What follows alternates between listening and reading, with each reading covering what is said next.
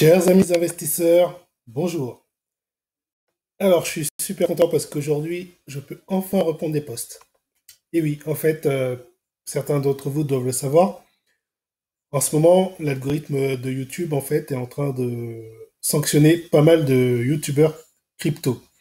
Je pense qu'en ce moment, comme il y a eu une envolée du Bitcoin à plus de 10 000 $ et que certainement le Bitcoin est en phase de monter encore, je pense que YouTube se prépare à recevoir pas mal de scams, enfin de mauvaises vidéos YouTube comme on a eu en fin 2017, où il y avait eu beaucoup de scams par YouTube, beaucoup de mauvais projets qui avaient été proposés via des chaînes YouTube, et donc qui a mis à mal pas mal de monde. Donc je pense que, enfin, et d'ailleurs on avait vu Facebook qui avait euh, fait aussi une chasse aux cryptos sur les pages Facebook, les groupes, etc. Et donc, je pense que YouTube est un peu dans cet esprit-là. Donc, ils ont dû mettre un algorithme récemment. Voilà, donc voilà, ça m'est tombé dessus. C'est tombé sur quoi? C'est tombé sur ma vidéo où je présente crypto.com. Et donc, j'avais mis le lien simplement de redirection vers crypto.com. Et donc, en fait, ils m'ont interpellé. Enfin, ils m'ont mis une mise en garde au début. Puis moi, j'ai changé le lien avec vous savez, avec les raccourcis Bitly, etc. Et là, ils m'ont re-sanctionné. Et là, ils m'ont carrément mis un avertissement avec la possibilité de pouvoir poster quoi que ce soit pendant une semaine. Voilà, donc j'ai pas pu poster donc depuis vendredi. Donc voilà, je reviens aujourd'hui avec donc une nouvelle vidéo. Donc j'ai pu poster mes résultats sur les signaux trading que je suis, enfin que je suis en ce moment. Donc j'ai pu poster la vidéo de la semaine aujourd'hui, de la semaine dernière aujourd'hui. Voilà, donc bah, je commence la vidéo sur les cryptos, sur donc l'analyse des cryptos. Donc on voit ici sur le Coin360, donc sur la map, on voit que le Bitcoin et tout plein d'alt sont dans le rouge. Voilà, donc maintenant on va passer au Scalpex Index. Donc pas de chance, le Scalpex Index est en maintenance, donc on peut pas accéder à la page. J'essaierai certainement en fin de vidéo si j'y pense. Donc on va passer donc à l'analyse du Bitcoin. Alors voilà, donc sur le Bitcoin, donc on voit effectivement qu'aujourd'hui c'est encore baissier. Donc sur la bougie daily, donc on voit bien qu'on est encore dans cette zone, on est vraiment dans la zone basse. Et on a un petit peu franchi légèrement le seuil que j'avais mis. Donc enfin pour moi on vient de dépasser donc ma zone bleue là. Donc on est un peu dans un enfoncement. Est-ce que ça va être durable ou pas? Je sais pas. Peut-être qu'on va aller chercher la moyenne mobile 200 à 8820, 2070. Voilà. Enfin 8800, 8870. Dans cette zone-là, je pense que c'est probable qu'on aille le chercher. Donc à ce sujet-là, moi personnellement, j'ai sur mon compte Binance, j'ai transféré mes bitcoins en USDT, voilà, pour être protégé de cette baisse, puisque j'avais vu le franchissement ce matin, donc je me suis dit, voilà, donc là, faut que je me protège, parce qu'on risque d'être dans une zone où ça peut encore continuer à baisser. Voilà, voilà. Donc la landing span, enfin, sur les Shimoku, j'ai gardé que la landing span, ce que vous voyez en jaune, qui est un retracement retardé du cours. Elle est en train de franchir le cours dans antérieur. Donc voilà, à voir. On va voir. Donc il y a certainement beaucoup de force baissière en ce moment. Donc je pense que c'est la baisse qui est à favoriser en ce moment. Bien sûr, tout peut arriver, mais graphiquement, je dirais que c'est plus la baisse qui a l'air de se prononcer, qui a l'air de sortir vainqueur.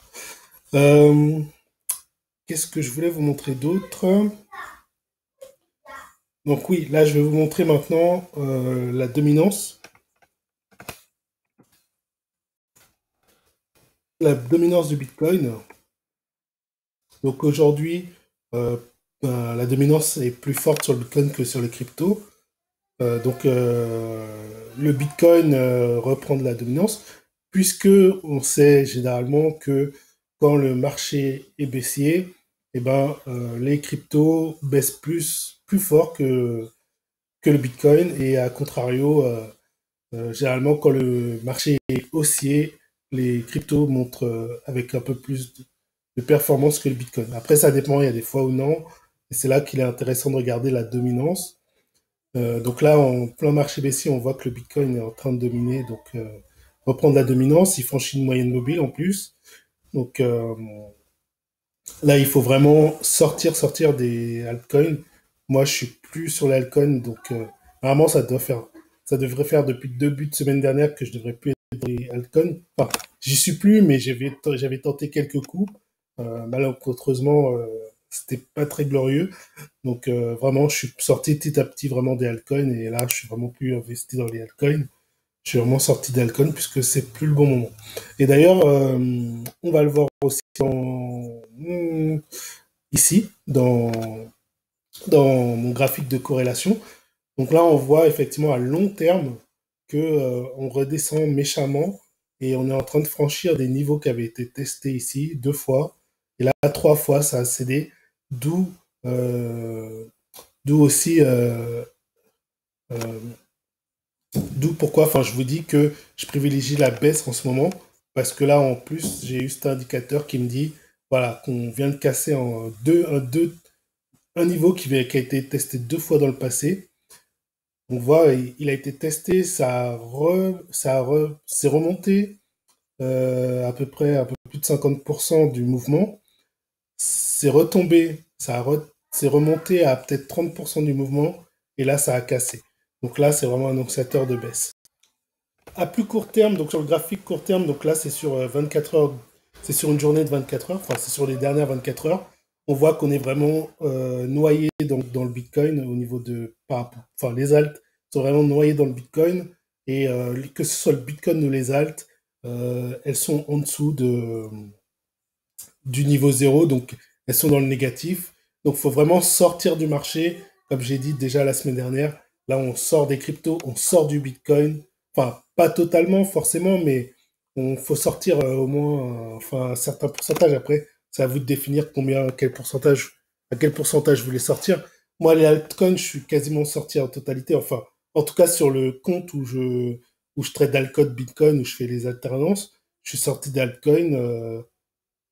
Donc c'est plus court terme là, enfin moyen terme, court terme.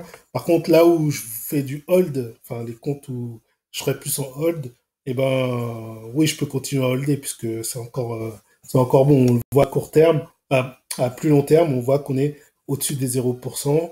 Et voilà, même si on est en baisse, pour des gens qui font vraiment du hold, de la conservation, c'est encore une bonne période enfin, on peut encore garder. Par contre, on peut pas rentrer dans le marché actuellement, mais on peut conserver ce qu'on a déjà acheté beaucoup plus tôt. Voilà. Et à court terme, là, faut vraiment pas essayer de faire quoi que ce soit. En tout cas, sur des stratégies plus swing. Après, ceux qui font vraiment de l'intraday, enfin des trucs spéculatifs, bon, voilà, c'est autre chose. Mais pour ceux qui suivent les mouvements, là, franchement, faut sortir. Que ce soit altcoin ou Bitcoin, vaut mieux sortir.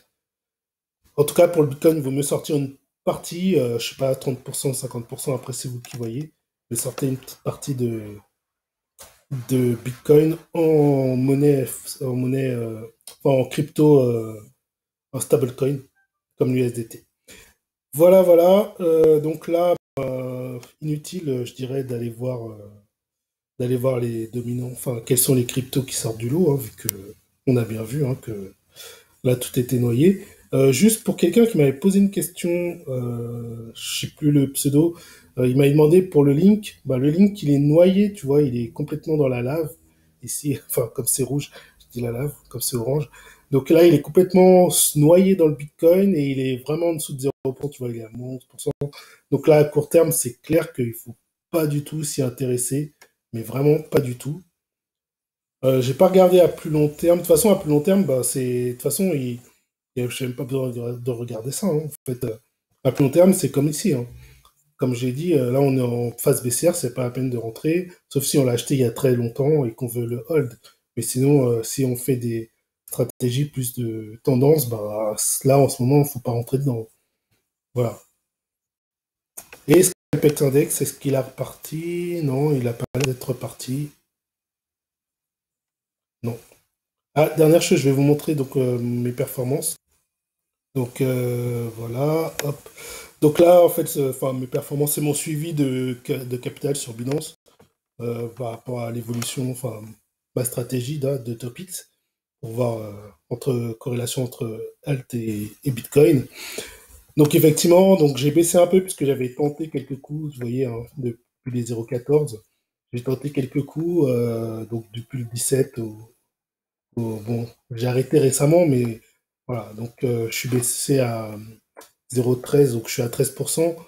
J'avais un peu de BNB, puisque j'avais racheté vous savez, les petites monnaies où il y a presque plus rien, les petites cryptos, comme on peut pas, enfin, on peut convertir le tout en, toutes les faibles capitaux en crypto, on peut les convertir sur Binance en BNB, ce que j'avais fait. Donc ça m'a fait baisser un peu, puisque le BNB est en sous-performance par rapport au Bitcoin. Mais bon, bref, voilà.